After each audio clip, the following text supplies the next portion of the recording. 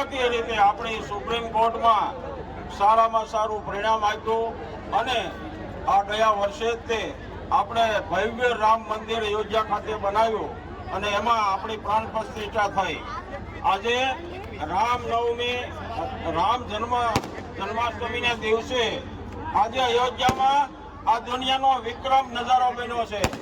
આખી દુનિયામાં આજ સુધીમાં ક્યારે ન બન્યો હોય એવું રામ જન્મભૂમિ અયોધ્યાના મંદિરમાં આપણા સૂર્ય આપણે દુનિયામાં પહેલી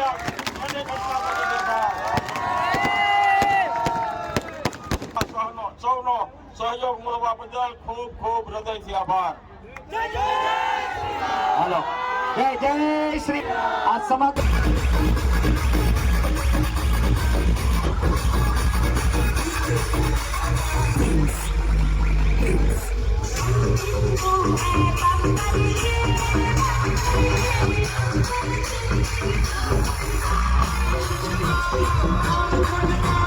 Oh,